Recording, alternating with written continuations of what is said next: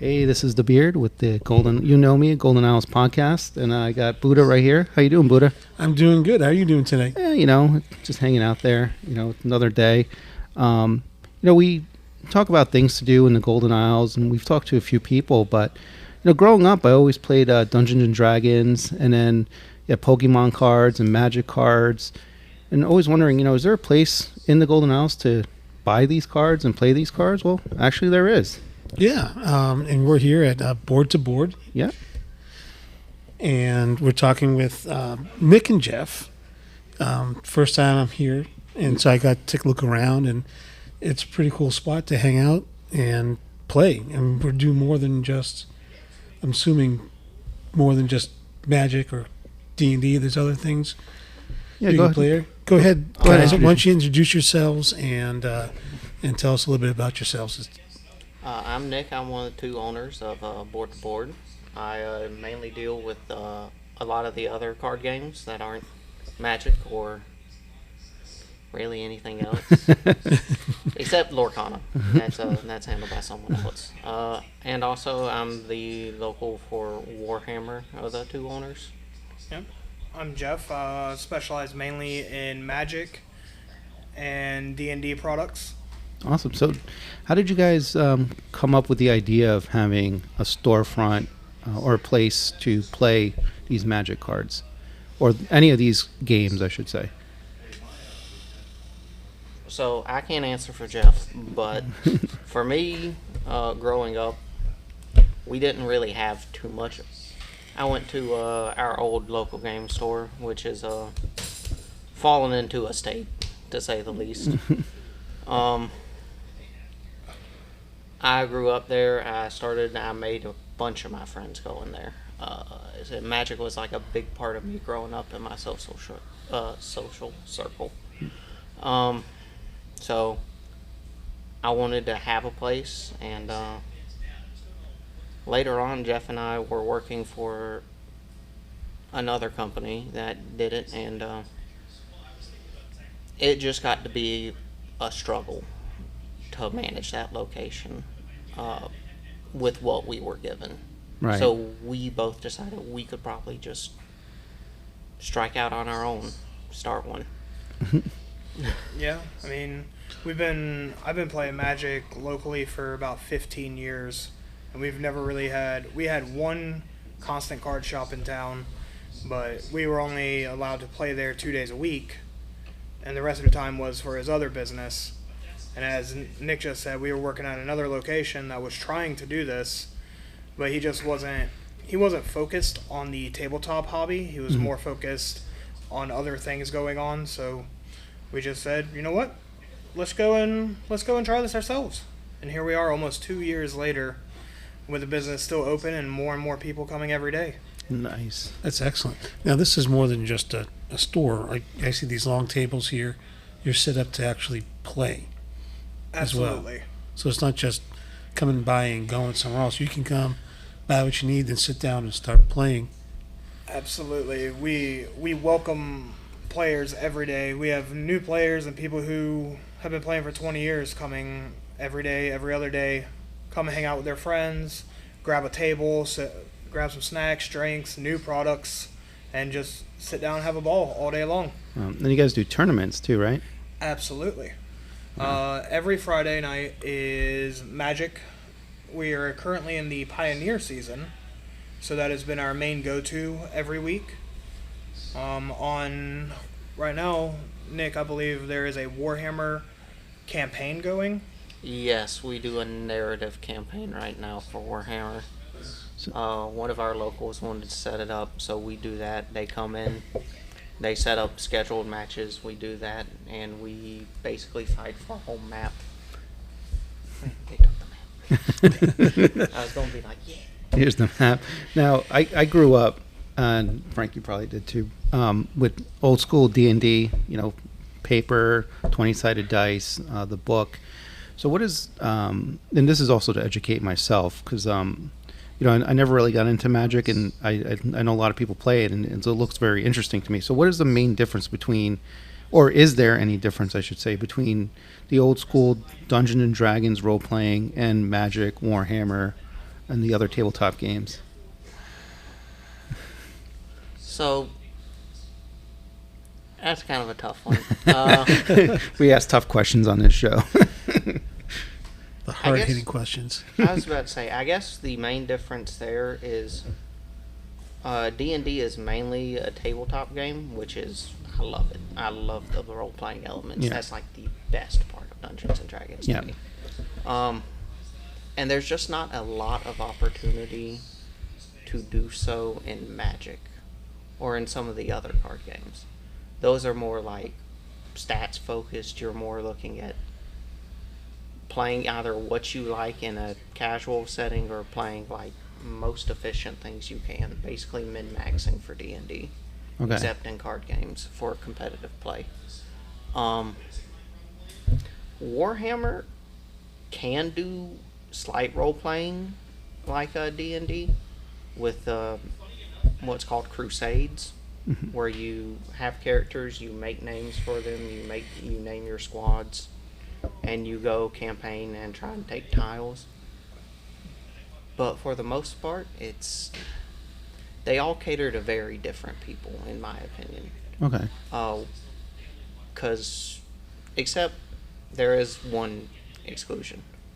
Warhammer and D&D are kind of similar, where if you want the figures, they don't come painted. You paint your figures, you do all that. You put so much attention and detail into it. Right.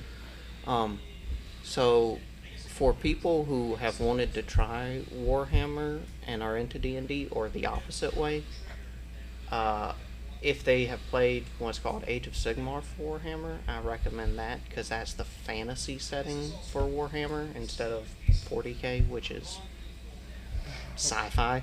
Sci-fi and 3.5 hour long games, Wow. if not longer.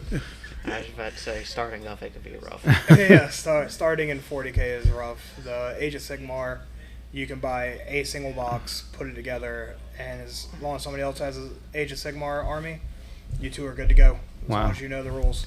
So then is everything, like, of course, based off the cards? So, like, if I have a certain card and they have a certain card, and, like, what's the dynamics of the whole game? For Warhammer, Tough questions, I'm sorry. I was about to say, for Warhammer, essentially, if you've ever been a dungeon master, each unit comes with a little stat block that tells how far it can move, what its armor is, how strong its weapons are, and you essentially use that when you're playing for Warhammer. So it's like you're a DM of your own army, and you play against another DM essentially. Okay.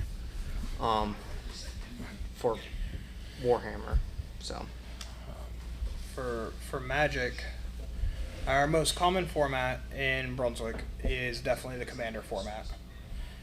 That is, you can go to Walmart, Target, hopefully you come to us instead, and you can go buy a pre-constructed deck, sleeve it up, and sit down at a dining room table and play with your friends. Okay. It is very simple for it to be picked up and learned, because the way they make the pre-constructed decks now, they're ready to play immediately. And over time, you're going to want new choices and stuff like that, and that's where we come in. We can help upgrade decks. We can help, find you a new play group. If you went and bought it because it was interesting and you don't know anybody else who has it, we do. We have Right. people here every day who are willing to teach anybody to play Magic, Warhammer. We can even teach now Lorcana and the Digimon card game. We're trying to expand our resources to help the community get a place where no matter what kind of tabletop they want to play, this is going to be the spot. Nice. So, for Magic, just give me a really basic, quick rules of basic gameplay on how you play Magic. For the people who don't know.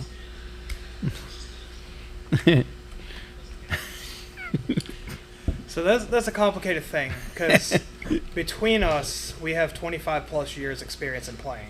Wow. So to break it down, each person has their own deck. We'll use Commander as an example, as that's the most popular. Your deck will have 99 cards, plus your Commander sitting over in a zone by itself. Each player shuffles their deck, cuts it, everything. Most of the time, Commander's in a pot of 4. So everybody make sure that they have a keepable hand, which you would need lands and spells. Lands are your basic resource to be able to play anything out of your hand. You want a keepable, I want to say, opener, probably about a 60-40 mix. And then we go in turn order on playing our cards from our hand. Okay. You draw 1 card from your deck each turn, and the goal is to have all your opponents go to 0 life, so you win the game. Everybody starts at 40. And so I'm assuming it's like hit points. Essentially. Yeah. Yeah. Okay. Interesting. Now, I used to work with someone who was very into gaming. When I first started working there, he said, "Are you a gamer?" I'm like, "Well, no, I really don't play Xbox or PlayStation or anything like that." He's like, "No, that's not what I'm talking about." He went to explain it's more of tabletop, these games that are similar to D&D and Magic. But there's a variety of tabletop games that are pretty epic in terms of some are historical driven, like World War II or Civil War, or they're more sci-fi, where it's kind of like a Star Trek, and you're moving around ships and fighters around a designated board that's huge. It sounds like you know how to play Warhammer already. No, I just I just got a lot of stories on Monday of what happened during the weekend. I used to play Dungeons and Dragons when I was a kid, and if I remember correctly, I had like a level 47 paladin or something like that at some point. If I remember, but back in, this was all done with paper and pencil. Yeah. And you'd buy your quest, and you had one person as the DM, and they'd kind of guide you through.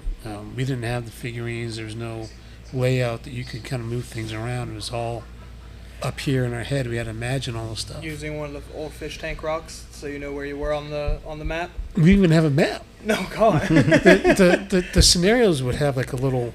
It was like a folder. The cover would be a folder, and that'd be kind of like your little grid map, but it was only like this big, maybe a little bit bigger, like 2 8x5s together, and it's let a grid, and the dungeon master would just kind of read as we're going through, and where we're counting. If you turn left or you turn right, who or what are you going to encounter, and determines what you're going to do. You're pulling a sword, you're throwing a fireball. Do you dare open this chest? Or Right. is the chest a mimic? Or do you just run? Yeah. Right. Run away. Usually run is the safe answer. Get out of But it this was a long situation. time. I mean, that was that was 40 years ago. Yeah. And things obviously have changed since then, but I've seen the resurgence of D&D. We owe a lot of that to Stranger Things. A Is lot that- of people don't want to say it, but Stranger Things, first episode, they're playing D&D in the 80s, and everybody's like, oh man, that seems kind of cool. And all of a sudden, boom, here goes the next generation of nerds who enjoy horror, but they saw D&D. Right. That was my next question. What was the driving force for this resurgence of D&D? I'm pretty positive I'll have to blame it on, well, not just Stranger Things. On YouTube, Critical Role. If you have never watched it, check it out. One of their campaigns went over 190 episodes. Wow. 190 episodes. Yeah, and they're 3.5, 4 hour sessions each time. Good gravy. Yeah, and they're on campaign 3 right now? I believe. I believe so. Well, I mean, you can sit down and watch it. Everybody gets into character. The maps look fantastic. Like, we're talking maps that'll cover these whole tables. Like, they're 8 foot That's really by cool. 8 foot long maps of the whole area with the figures and everything, and it's really done well with production value. Wow. And what's the name of the YouTube channel again? Critical Role. Critical Role on YouTube. Yeah, instead of critical hit, critical roll. Yeah. Gotcha. Wow. Now, there's also, they got so popular they have an Amazon series Wow. called Vox Machina. Nice. Now, I will let you know, it is not a PG show. However, It's pretty much running their campaign that they did as an animated show. Oh, okay. It's really awesome to watch. Wow. That's cool. So, we had Dungeons and Dragons, of course. Like, how did the evolution of course, technology, right? But how did the evolution from Dungeon Master, paper, pencil, 20-sided dice, right? And then we got into, of course, Pokemon cards, Magic cards. Like, how do you think that happened? Like, in your opinion, like, where did that happen? So Magic was created because they were bored. Uh-huh. During D&D, Richard Garfield and his group were bored waiting between sessions, and he started making Magic. Huh. Literally. Okay. He started doing like test cards and trying to figure out what they could do while waiting on sessions. And here we are 31 years later Wow. with the world's largest trading card game. It's still going strong every day. Wow. So I wish I could just invent something like that. Right? It's just Gosh. I'm bored, so I'm going to create a whole game, and look where it is now. I mean, it's just crazy. How much of the internet in gaming has affected, or is it a negative effect or positive effect or neutral? I almost want to say it's positive. I think giving people access to the games online drives them to want to do it in person. It's almost the opposite of what you would expect, really. You would think everyone would just want to stay home, be online, do all of that. But for the most part, I've seen if a game gets a successful online port, it usually becomes more popular in the store. Okay. Like, because people play it, they're like, cool, oh, it has a tabletop version or like a actual material version, and then they want to get into that. Wow. That's crazy. So it's been going on for, what you say, about 20, 30 years, Magic? Yeah. Wow. So, how many decks do you think are out there? A literal infinite number. Really? Yes. Because you and I could want the same commander, Yeah. right? Commander is a legendary creature in Okay. Magic that your deck has to coordinate colors with. Me and you have the same one, but I like this playstyle, and you like that playstyle. Just because it's the same one up there, the rest of the deck can be completely different. Wow. So there's just an infinite number of... Absolutely. So I guess that's going to ask my next question. I was going to ask this later, but kind of just segue into it. Like, how did some of these Magic cards end up being worth so much money? Rarity, playability, and then scarcity. You look at something, I believe last week there was a record sale for a trading card. A Black Lotus sold for $3 million. What? It's scarcity. It hasn't been printed since the early mid-90s. Wow. It was graded at a high grade from PSA, I believe. It was either PSA or Beckett. It was super high grade, and somebody was just like, yeah, I want it. I mean, we look at last year, Post Malone bought the one-of-one ring for Magic the Gathering for $2.6 million. Good grief. Wow. Is there a kind of like a holy grail of card that is like the card of all cards? It's probably the Black Lotus, right? Or is there another one? The one-of-one ring, The I would have to one-of-one. say. So the set itself, we had a Lord of the Rings crossover, and they had a regular version called the One Ring. You can open it in your packs that you get from us, from big box stores, anywhere. But there was one that was a very nice, gold, red, black, done out in Tolkien's Elvish. Was it done in Elvish for the one-of-one? I think it was Elvish. Yeah, but it was serialized. 001/001. Wow. So I would have to say that is the current holy grail for Magic Wow. the Gathering. Because that card's only worth as much as somebody will pay for it. Wow. So now, Does somebody have that card? Like, do we know who has that card? Post Malone. Oh, okay, that's what we were talking about. Yeah, Post Malone owns it. yeah. Okay, that's what I wild. thought. I was getting all my numbers confused. Yeah. And the packs, it's kind of like when you buy a pack, it's random. You don't know what you're going to get in a pack. Correct. Just like back in the day, the baseball cards. You never know what you're getting. You never know what you're going to get, except for that crappy piece of gum. That was like it was like brittle. Yeah, it just fell apart as soon I'm as you glad picked it. nobody puts gum in packs anymore. Yeah. It was like a cracker, not a piece of gum. Yeah. And then, like, with baseball cards, like, I grew up in the 90s, so all my baseball cards are worth nothing. Oh, yeah. Because, What, Brett Favre rookie? Oh, Brett Favre. Isn't that like 1991? well, I think so. Yeah. Maybe. No, that would be good. Yeah, the football ones. Football ones. Yeah, Football, yeah. I do have Baseball's some- hard yeah, to I do value have some- because yeah. most of them are on steroids during that era. Yeah. So I Did kind you of actually hit that good, or Yeah. did you have help? Yeah, they're like, you try to sell them on eBay, it's like 0.01 cents. I'm like, oh, okay. Yeah. Sell them for a whole lot, get $10. Yeah, at least I got 100 of them. So, so how? What's the longest game that you've been in, or campaign, I should say, that you've been, Oh, for D&D? or anything, Magic, D&D. Longest campaign I've been in for D&D was right under 2 years. And that was meeting once a week on average, unless, holidays or something like that came up. Yeah. Probably about 4-hour sessions each time. Wow. It's still fun. I'll do it again.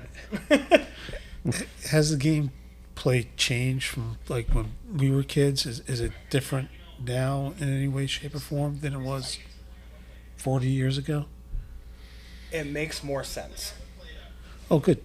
Such as, some of the rules they didn't make sense and you Yeah. had to abide by it. Yeah. They've fixed a lot of that. Now, if somebody wants to get into Warhammer, Magic, right? Do you guys offer any lessons? Do you guys have like amateur night or anything like that, or is it on a thought in the future or something?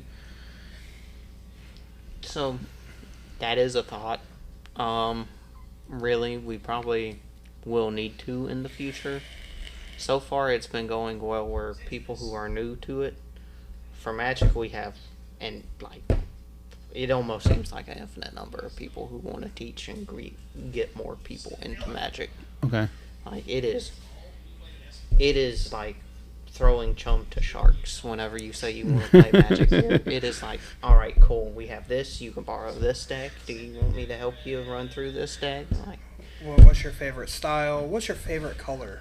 We can work off of that. Really? So if I We like, can build something off of that. right, so if I come in here and says, "Hey, I want to learn how to play Magic, and my favorite color is green," yeah. We can start you right off with that. really? Yep, you'll just play big stompy creatures and just attack your opponent until they lose. Yeah. Yeah. I know, like Nick. He's always like he wants me to come play, and I was like, I gotta learn. Like, We're more than welcome to teach you. We also have one of the best teachers that he works for the store. nice. Our buddy Justin. Wow. But he's the one who taught me forever years ago. He's the one who started this train wreck of a life of Magic. Well, it's good that you have this. Well, Golden Isles has a place to come play these tabletop games because a lot of places may not have this, but this is awesome. I appreciate that. We all do. We try every day.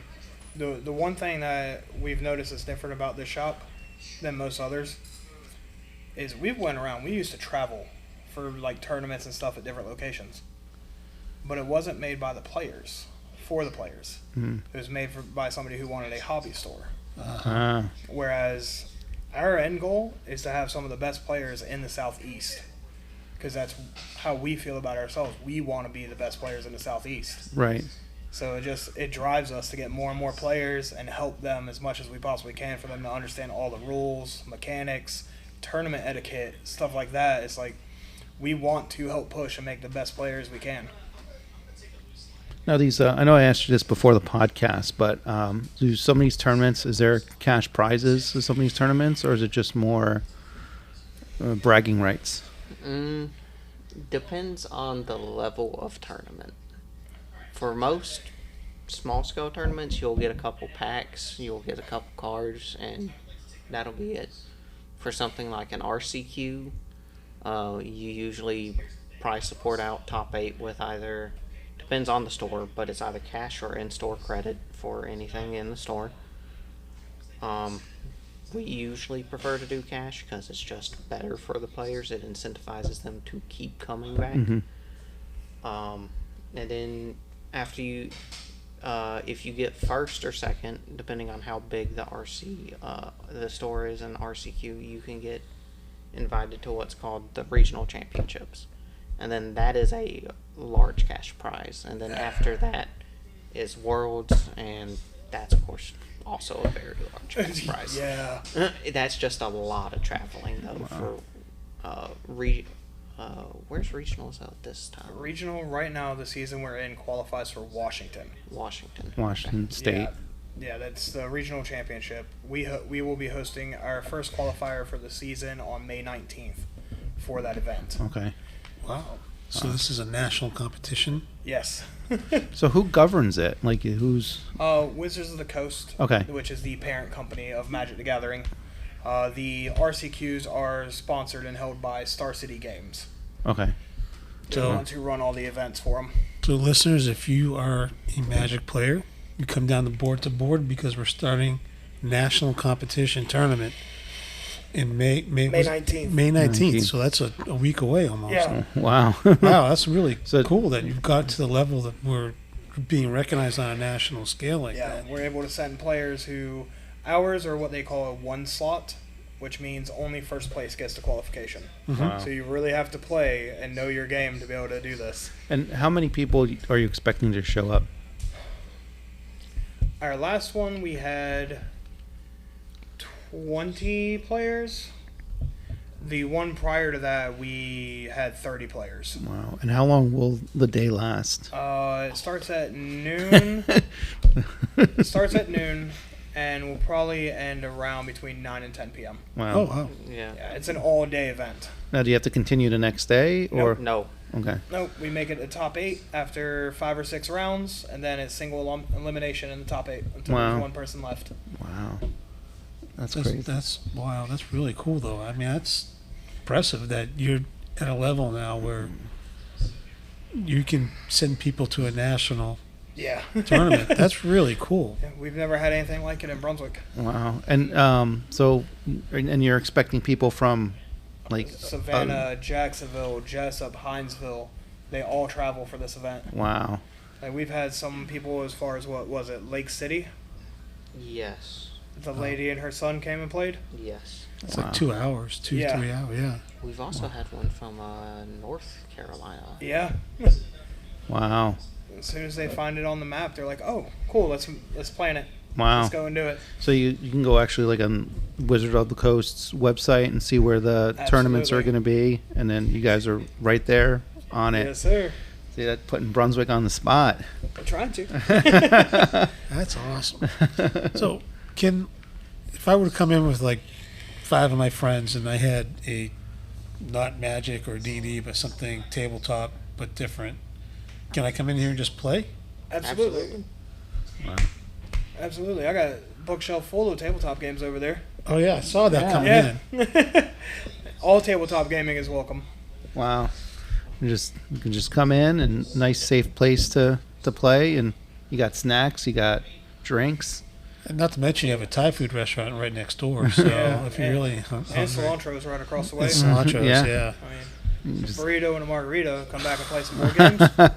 That's what I'm that's talking like about. that's a day. That's a night, man. That's like that could be a date night, right? Right. Yeah. That's amazing. So like, I'm sorry, Frank. You can go ahead. No, no, go ahead. No, because I see he's shuffling through all those big box of cards. So how do you like classify all these? Like you got, I'm assuming all these white big boxes have cards in them, correct? Yes. So, like, how do you classify them? And are they for sale or They are for sale. So how do you classify them? How do you price them? Like what's the whole behind that? So Sorry, you Frank. have common, uncommon, rare, and mythic are the rarities for Magic. That's the main cards that we sort through. your commons and uncommons. We then sort them by color and like pseudo alphabetical. Like all your A's are together, then all your B's. And then we do the same thing for rares and mythics. And they stay color coded like that. That way it's easier to keep track of inventory. Right. And also, if somebody comes in and wants to build a deck from scratch, I'm like, cool, we'll grab this box. Let's go through it together. So you don't go out to the store and start buying a whole bunch of packs trying to build a deck. You really want to come here if you're starting out. If you want to come here to board and say, hey, I want to start playing Magic. My favorite color is blue. Then build it. You can start building a deck. I was about to say, I'm known as, in every other format, I play every color but blue. But in Commander, I'm known for playing a lot of blue. So, tell me about the colors. What is blue? So they have in Magic what's called a color pie philosophy. Each color does something good and struggles in other things.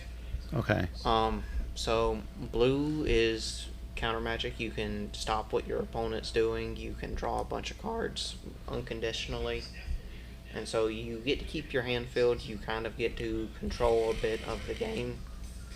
The issue is they have kind of a harder time removing stuff that actually makes it to the field. They're more of a reactive game plan than a proactive one. That's not always the case. There are cards that go against it, but that's generally the case. Green likes big creatures and lots of mana. So they're really good at pumping out more mana for you to cast more stuff. And your creatures are, in general, better than every other color's creatures. Okay. Interesting. Yeah. Red is damage. They like dealing damage. They like doing it fast. They are going to be really, really quick at trying to kill things. No. In response, they're not that great at longer games. If the game drags out too long, they usually fall off pretty fast. And that's just generally how they've balanced it. Like, white gains life. Black is good at killing most permanents. Except for enchantments. Yeah. Yeah. And so, can you have a mixed color then? Yeah. Okay. Absolutely. So you don't have to just play all blue. You can have, blue. You can have Blue, a deck green. that has no color in it. No color. Yes. Yeah. Wow. You can have a deck with no Colorless color, and all the way up to all 5 colors of Magic. Wow. So, and you said there's what 90? Well, like if you play a game, how many cards do you actually like? Do you play with all 99? You said, or? It depends on your format. In Commander, yes, you have one Commander generally and 99 cards in your deck. The only specification in Commander is anything that's not a basic land, you can only have one of. So it's Highlander. There can only be one. The original name, EDH, Elder Dragon Highlander. And every card in your deck has to at least has to not match, but has to contain no other colors except your commanders. So your commander determines what cards you can feasibly run. Okay. So if it's like blue-black, for example, you can't have a green card in your deck, or a white card, or a red card. It Okay. can't contain any of those. But any blue or black card, good to go. Gotcha. Interesting. So we have a whole host of card games that we also support in here too, besides just Magic. We carry product for Pokemon, My Hero Academia, Lorcana, and Card Fight Vanguard. Which that game, way too fast. Too fast. That's a. I was about to say, Card Fight Vanguard is a fast game, and by that I mean you can usually within like 5-6 turns know who wins, Really? Yeah. like really easily. So this is almost like chess, but with cards. Yes. Is that like So- where to sum it up in a way? One of my favorite questions whenever somebody asks, "Do you am I gonna like Magic?" and I ask, do you like chess and are you good at basic math? If you say yes to those two things and you have a decent understanding of like basic comprehension, you're gonna love playing Magic. You're gonna have to come and play. Yeah, I think so. I have to give it a shot. Yeah. We have some store decks, so you don't even have to commit anything. Yeah. Oh, okay, so if somebody doesn't want to commit, they can come in, give it a one try, of the and store decks. Yep. so that's smart because then you can, someone comes in, they don't have to drop the money. They could just be like, I want to try it. They try it, they like it, then you go from there, and then you can set them up Absolutely. with helping them build whatever set they want for whatever game. That's awesome. Do you all have a schedule of what games are playing at what night, or? For the most part, we have a schedule. There are still a couple days that we're trying to figure out because we've posted about certain things and they just, doesn't happen sometimes. Right. Monday is open and up in the air. Tuesdays is casual commander. Wednesday, we are trying to push the modern format. Yes. Thursday is Vanguard and Lorcana. Friday is Magic for our Friday night Magic events. Saturday was the Commander League. We will be starting another one in a couple of weeks. And Sunday is Warhammer and Dungeons and Dragons all day. Wow. So you're 7 days. Open seven days a week. Wow. And they can find this on your website. Yeah, I usually post every single day. That's a reminder for the events going on. That's boardtoboard.com. This is your website. Board to Board on Facebook, Instagram, and TikTok. Okay, board to board on Facebook, Facebook, Instagram. And TikTok. TikTok. Yeah. Old guys over here. We can't remember too much. No. Yeah. I feel you. So, In my soul. So you I know you were in a different location, but you are now in your new location. Have you noticed any difference in foot traffic since moving? Dramatic difference. Yeah. Dramatic. Oh, over there, we were on 341 by Tractor Supply and Tommy's Corner. However, if you're doing 50 miles an hour down Highway 341, our sign can be all the colors in the world. You're not going to see it. Yeah. I missed it the first time that I came to see you guys, and I think I went by like 4 times. Yeah. Over here, I mean, we're next to 2 restaurants, Tobacco Palace. Now you see us from the road. You do. And you come in the parking lot to go to Tobacco Palace to get what you need for the week. You're like, board to board, what is that? Right. And then that's how we're generating foot traffic. Wow. That's awesome. Yeah. Well, that's great. And now, what got you started? Like, who hooked you into playing these games? The guy that's hiding behind the counter right now. One of my best friends, Justin Smith. I used to play Yu-Gi-Oh! Way back. And I was hanging out with him. He's like, here, try this game. I picked it up and we played a couple games. A couple weeks later, we played again. I was like, all right, selling Yu-Gi-Oh! We're just going to play Magic. And never stopped since then. He just baited me into a better card game. Nick, how did you get started? What was your... That answer changes depending on the game, really. For Magic, I didn't start until about my junior year in high school. One of my buddies, Shane Young, he played, and he was like, "Hey Nick, we were just bored in what was that class? Sociology. We were bored in sociology class, and we were just like." He's like, "Hey, I got this game. You want to try it?" Played it for a bit, and went home, studied the entire rule book. I instantly liked the game. Love Magic. For Vanguard, Colby got me into it. He's also hiding back there. He was like, "Hey, I play this game." He's like, "It's really cool. You should look at it." I went into that. He was like, "Here's a new set," and there was a what do I call it? What is it? There's a card that was basically a dragon in a purple tuxedo, and I was like, all right, I am sold.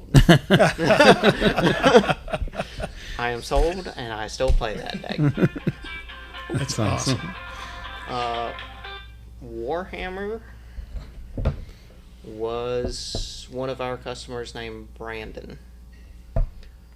He told me, he was like, hey, he came to me after we opened the card shop because he played Magic already. He came there for Magic.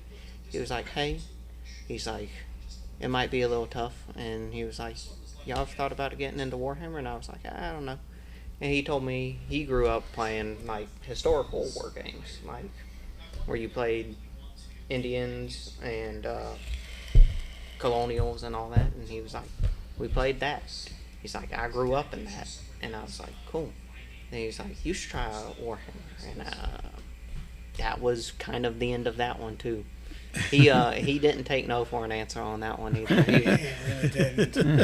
Yeah, he was like, hey Nick, you want to play Warhammer? And I was like, I don't know, it's kind of expensive. And then the next day he brought me, he was like, here's like 6 boxes of stuff I don't use, here you go. And then just And You're gonna play it no matter what. And Yeah. I was like, well, yeah, all right. I guess I gotta get into Warhammer. So I'm seeing here in your store. So I see all the white boxes and all the new packs. So you got, is that by the window? My vision is like really bad. Is that the Warhammer Yes. on the back? Yes. Yes, it is. So do you have everything for some? You do have everything for someone to start, like we talked about, or? Okay. It depends on which style you want to play, because Warhammer has 2 different systems and then 2 different ways to play those systems. Wow. Because there's 40k, which is sci-fi, and then Yep. they have the small skirmish game mode, which is called Kill Team, and then the big, just called 40k. Which Kill Team, you have like 11 units maybe, just like 11 little models on the board. Y'all move, do all of that. 40k is the one you most likely see if you ever search it up, which is a tank, a giant robot over here, like a 10-man squad of people here, squad here, and you see the opponent's stuff, and they have like a giant demon over there, and you're just like, all right, cool, and that's how y'all play, So, and it's basically the same with Age of Sigmar, which is the fantasy setting, which has Warcry and just Age of Sigmar. Personally, if you ever want to get into it and you started on Magic or D&D or anything like that, I would recommend Warcry. It is a simple game mode. It is a lot more like chess, whereas in like the big games, you move all your units, you shoot, then you charge and fight, and then they get to fight back, and then on their turn they get to move all their units. Warcry is more like, I move a piece, you move a piece. I move a piece, you move a piece. And Gotcha.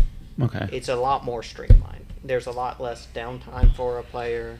It's way easier to acquire like 7, 8 models than it is, 25. 40 to 100, depending on which army you play. The whole battalion. Yeah. Yeah. So like, it's a lot easier to get into to start with one of these smaller game modes. Right. Okay. And it, at the very least, if anyone ever decides to get into it, I will tell them all the same thing. Paint what you like. Pick something that you like the look of.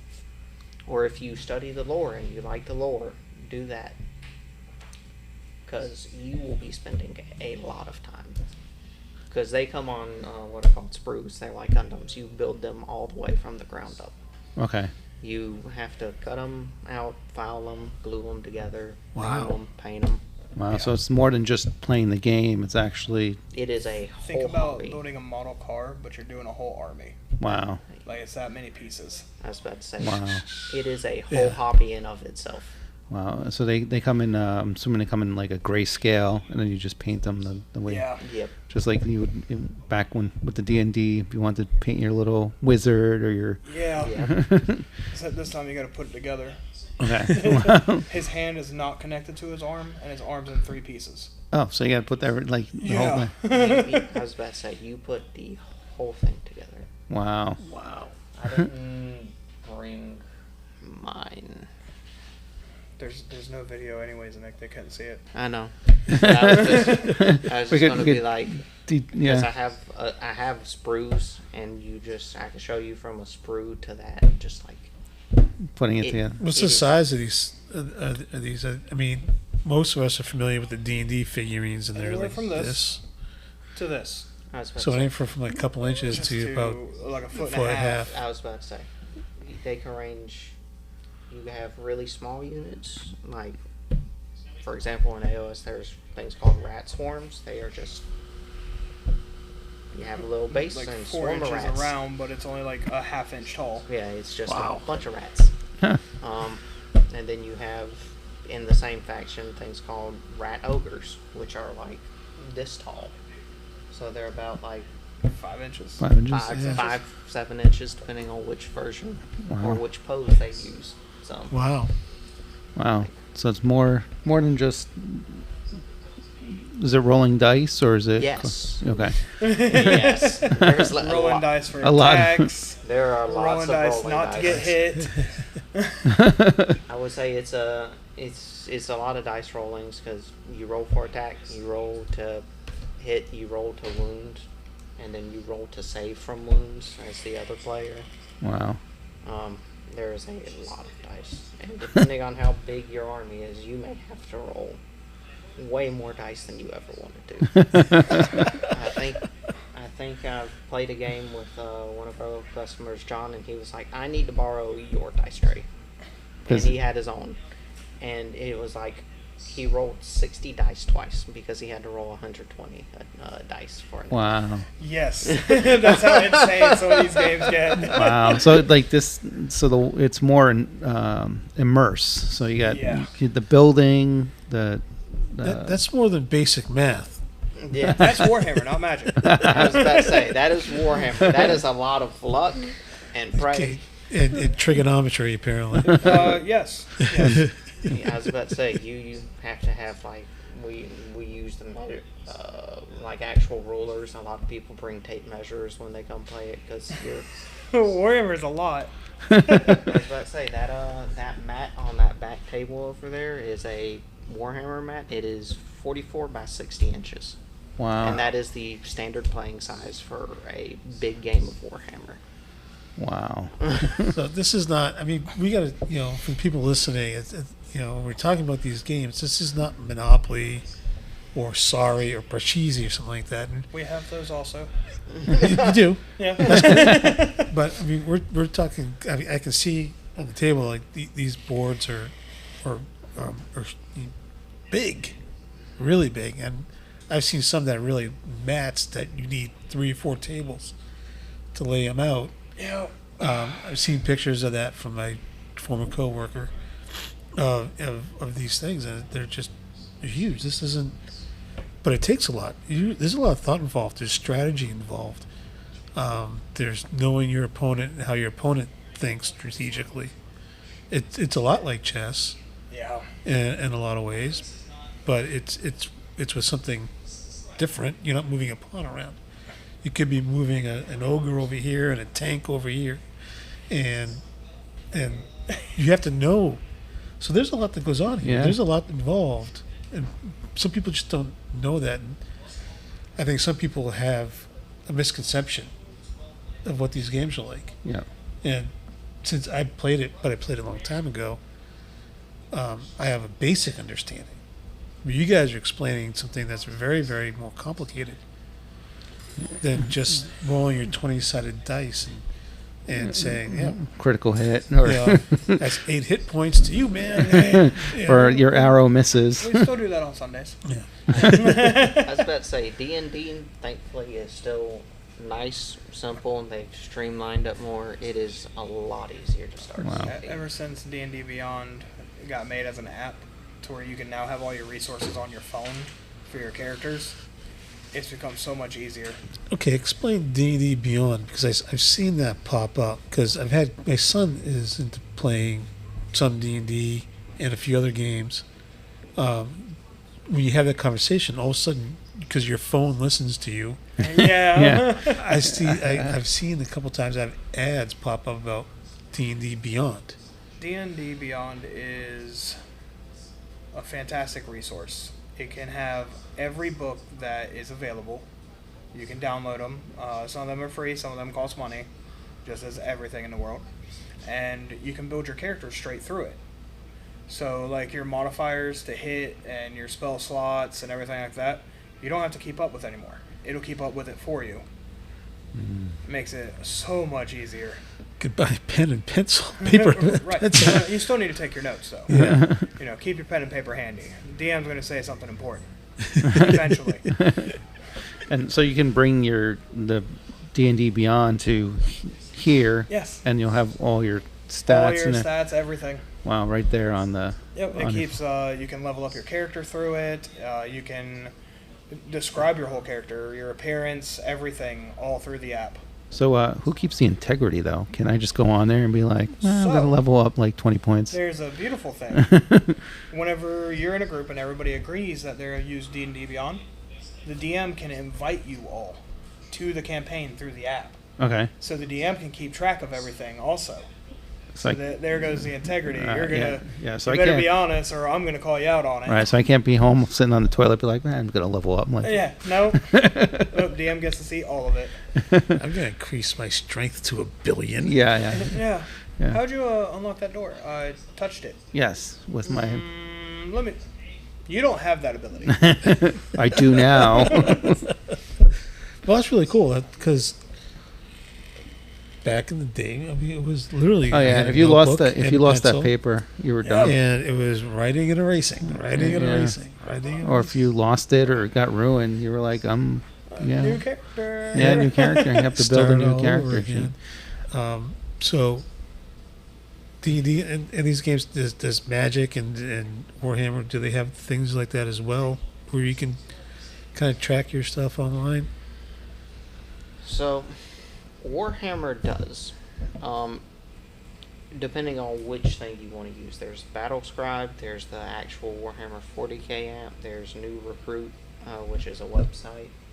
They let you make a list, and you choose your faction, choose a detachment, you choose your point value, and all the units that are in that, in your army, and it'll keep track of what their stats are, so you can just quickly pull it up, look it up. You don't have to sit there and look through like 50 data cards to figure out it's this one. All right. So Warhammer does have that. Magic, Really, your best resource for that is Mana Box. yeah. It'll let you keep track of the decks that you've built and all the stats on the deck and everything.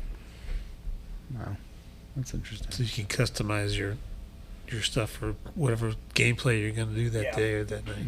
No, you can go ahead. It'll also let you draw sample hands, so you know if your deck is decent or not. Is the best way to put it. You know what always interests me is because, like, with D&D, you see all the quests and like, so someone actually like writes all those. Yeah. Yeah, Wizards of the Coast has a really good team on making new campaign sessions. Wow. And now you can also just make one by yourself. Yeah, I mean, I know when I played D&D, the Dungeon Master, we would base it off actually like work. Like he would take our like work and he would transform it and make a campaign out of it. Like some I know no one's going to listen to this because I worked up there in Vermont, but like we'd have like some of the battle bosses or the evil bosses would be like the bosses at work. I should do one of those for the store. Oh Lord. Like you have to. I'm not going to mention any names, but like like the final boss would be like the big boss. boss, yeah. And you'd have to. And of course, everybody would die, except for me, because I would just run. I'm running. Where's my hiding spot? It's in the warehouse somewhere. It's like I'm running. Oh man, so no one campaign can repeat itself. Is that kind of with Magic or Warhammer, or is it? Well, Magic doesn't have a campaign. It's pretty much just have different formats. As I was saying earlier, Commander's the most popular. Right. There isn't a lot of competitive events for Commander, but for the other formats in Magic, primarily Standard, Pioneer, and Modern, that's where the regional championship qualifiers, the regional championships, the Pro Tour, all that come into play. Is you're playing what they call the constructed formats, 60 card decks. You can have 4 of each card, and you just have to hope your strategy is better than your opponent's, and just grind it out 7 to 9 rounds a day, and try to get there. Wow. Yes, it is mentally taxing. That is. That's physically taxing too. Yeah. I mean, you're As 2 players who we still play. We still play like that. We still go to these events and play ourselves. At the end of that day, you're just ready for bed. You're done. You're mentally spent, physically spent. Whether we win or lose, of course we're out there to have a good time. It's Right. fun playing the game, but we're all out there to win. So we're trying our best. Wow. so. Nick and Jeff, what are your longest games? What's the longest game you've played? Both of you. For Commander, I'd have to say my longest game was 3.5 hours. One game. I was about to say, longest game of Commander for me is 4. Yeah. I was the cause of that, to be fair. You're the cause of a lot of problems with that. Yeah, I was the cause of that one, but it was 4 hours, and they were begging me to win, and I could not draw it for the life of me. I did not have a way to win, so I just made sure the game continued at that point. Really, I should have let it be over at like the 3-hour mark. I was ready to go home. Everyone else was.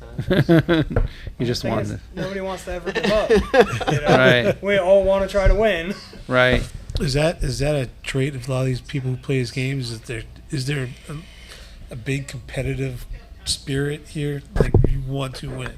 In the constructed formats, yes. In Commander, the main philosophy of it is to have fun with your friends.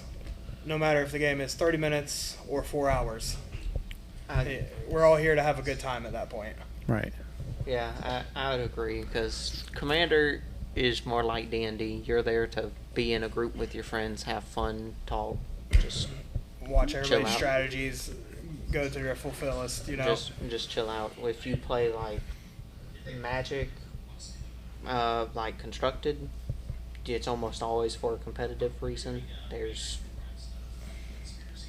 There is ways to have fun and test and brew, but most people go into those with a competitive mindset. It's the same with like big versions of Warhammer, where most people go into it with I'm building this list to go play in tournaments, to go win and do all of that, which is fine. It's just be prepared for it. If you, I'm not trying to discourage anyone, because I want more competitive players, but be prepared that if you're playing in a competition or anything like that, that people are going to try to win, and there are some people who will be Shiesty. I get, yeah. I think that's about the best word. I was about to say that's the best word I can think of. Well, so I guess because I was going to ask this, can you pay to win? Like, can you pay to get like cards that can totally destroy your opponent? You absolutely can. But here's the problem with that. If you got cards to absolutely destroy me, you're probably going to lose to Nick. Mm. Because of how different everybody's decks are. Right. You really can't just go, all right, I want to deal with this one deck. Right. Because if you do, your deck's going to fold to other ones. Mm-hmm. Okay. So it's a big trade-off. Of spending money on getting those higher cards, but your deck could be built for the strategy to Yeah. take Yes. down that deck. Okay. So there's some checks and balances here. Yeah. Absolutely. one of the most popular decks, and it always will be in Magic's history, is what they call Red Deck Wins. Super fast, aggressive deck. It's really good against the slower builds. However, they have to avoid what you would call a mid-range pile, which is a deck that preys on turns 3, 4, and 5 of the game of just, all right, we're going to turn it in my favor now. Interesting. We're gonna have to commentary like a Magic game. I'm down for that. Yeah, that would be entertaining. Yeah, A little play-by-play and color commentary. yeah. Just so it also helps us understand and like puts it out there also. Yeah. So that's pretty cool. Yeah, because I mean I've always it's always interested me because like I fell out of that growing up. Like I played D&D, but I always felt like I aged out when Magic started to become popular. Even with Pokemon cards, like I started to age out, and then now I know a lot of people like they're like 10 years younger than me. That's all they talk about is playing Magic, Pokemon cards. So, but it would have been nice if to not age out, but so who's the question I was going to ask? Okay, so you can have new players come in, right? So no one should feel discouraged walking in the door, right? Everyone should feel like, hey, you're welcome. We're going to sit down. We'll show you what to do. All right, cool. Awesome. All right, so once again, sorry about that. Pardon the technical difficulties. Yeah, technical difficulties. That's like I guess we're all old at the table. Yeah, I know. That's It's all like it is. technology. Yeah. I know. When we started this, we're like, what do we do? I'll just buy this stuff and go. Why do you think we play with cardboard and plastic? We don't want technology. Right, no technology. Pen and paper and dice. Let's go. So tell everybody where you're located one more time. We are located at Board to Board in Brunswick, Georgia at 250 Golden Isles Plaza, Suite 106. Awesome. And you're open 7 days a week. 7 days a week, 2 to 10 p.m. Wow. Wow. Okay. Have you ever gone over 10 p.m.? Just curious. Of course. Yeah. Every time a new set releases for Magic, we're here probably till about 1 a.m. Wow. And how often does a new set get released? Right now, it feels like about every month and a half. It's too much product. Too much product. It looks like this stresses you out. No, it's like a war zone sometimes. There are just so many people in here, so much noise. It gets crowded on Wow. pre-release days. Wow. For pre-release, we average, I think if I took the actual average, it's 24 players from the last Wow. 4 pre-releases. Now, so how many do you actually get in stock of the new release? On average, we get 6 to 8 regular boxes, 30 pre-release kits, which is 6 packs, a specialized promo, and a roll-down 20-sided die. A couple collector's boxes, like 4 cases of the Commander product. we get as much as we physically can, Wow. and then it's gone by the next day. Really? That's Yeah. amazing.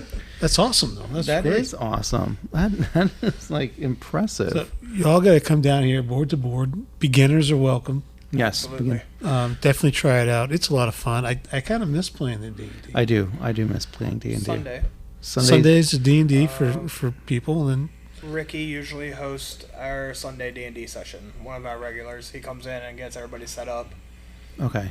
And so is he the dungeon master or just For Sundays, yes. okay? So someone new can join the campaign or Absolutely. Okay. We got him pretty much where he's doing what they call one-shots about every other Sunday. okay. So you don't have to worry about coming into a A 5-year-old Yeah, I was campaign. No. like a 10-year campaign, and then they find you at the tavern and you join their campaign. And then you just feel out of place. Right. yeah, Okay, so that's good to know because like people that want to try D&D, they can come on Sundays. It's a one-shot game, so that's good to know. And we also have miniatures for that too. Nice. I So saw that if you on the board over If you there. want to join the campaign, you look at the miniatures and find what you want to play, and then make your character for it. Yeah. Nice. Yeah, I remember, like my dungeon master, he had little miniatures that he painted and few. made. I painted them, but I just don't have that steady hand for such a small thing. It didn't look that great, but it served its purpose. So, I feel that one. I paint in Warhammer a lot because that's mainly what I do now. Some of those tiny figures, I'm like, I gotta get the eyes because I'm like really attentive to the detail on them. I'm like, I gotta get the eye into them. Oh no, it's over half his face. So, yeah. Now, do you have to get like paint remover and remove and start over again, or you just like leave it? Good news about painting minis. If you have a metallic or any metal you want to do, I highly suggest you do that last. It will cover everything underneath it. Yes. It is great. Do everything you know is going to either be messy or is going to be hard for you to do. Because you can paint over mistakes. Yep. It's really hard to paint over a metallic. Wow. So, what do you think of like? There's people out there that actually, isn't that what they do for like a side hustle? Is they paint these? Absolutely. Absolutely. And they charge a premium because the people who can sell them are good. Are very, very good at painting them. Yeah. Somebody I work with, that's what her son does. Like, and I think he does it for. I think she said Warhammer. That sounds familiar now. It's like he, buys them and he puts them together, paints them, and he sells them for a premium. Yeah. Cool. I think your regular warband. How much is an average warband right now for Warhammer, Nick? A warband, usually around, if you can find it all in one set, 60. 60. So yeah, I think probably took them a couple hours to put it together, a couple more hours to paint it all. Yeah, you're gonna charge a premium for something like that. Wow. Especially to have it ready to go. You're also adding the convenience fee. You didn't have to spend the 8-9 hours, however long, to paint them or anything. I was about to say, we have someone who sends some of their stuff off to get painted. As a matter of fact. Yeah. Brandon, he plays what are called knights, just big robots, massive. He found someone who's willing to do it. It cost him usually like. He'll pre-build it and everything, but he'll send off. It's like even pre-built, and he put it together, did all the mold lines, everything pre-built. The paint job's still like $150. Man, he will.